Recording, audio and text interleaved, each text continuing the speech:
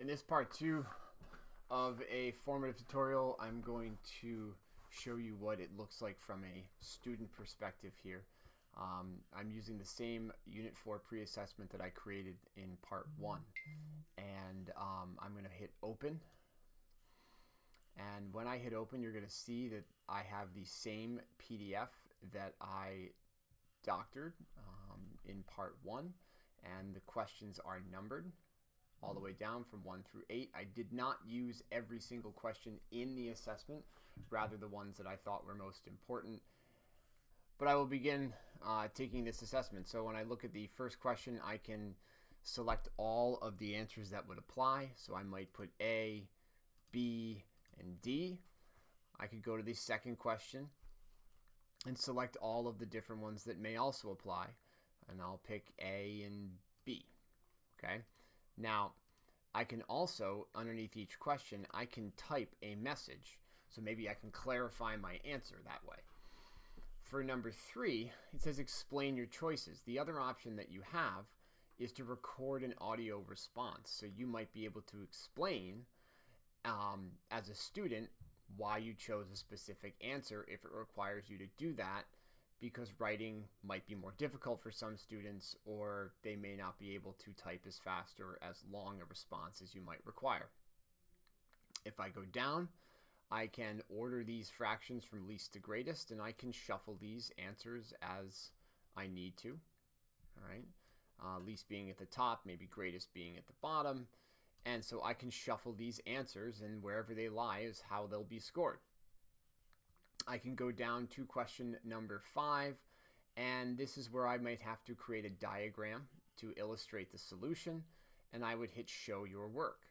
And when I hit show your work, they have the ability to draw it out if they have a tablet or a phone or a Chromebook with a touch screen, but if not, they can open that window and they can use all these tools over on the left. So if they have to draw a diagram, they can draw a rectangle this way. Blech.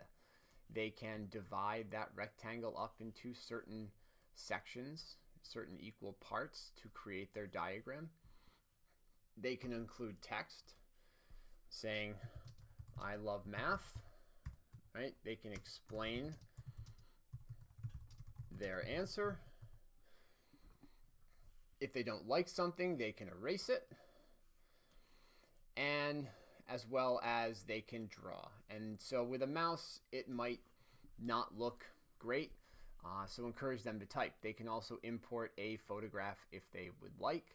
They can upload something that they've done, and as well as change the thickness of the lines that they're using. So that's that. They'll hit done when they're finished with their answer, and they'll see a small little snapshot of it where it says show your work.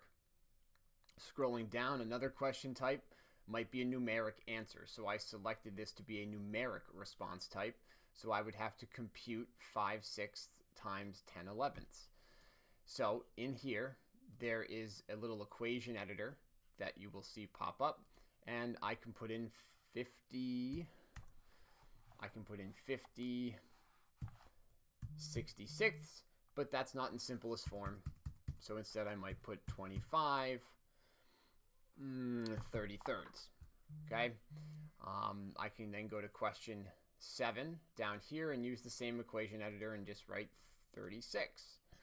You can use the buttons here, or you can just type in 36. Now, the bottom, number 8, says a rectangular prism has dimensions of 8 centimeters by 9 by 10.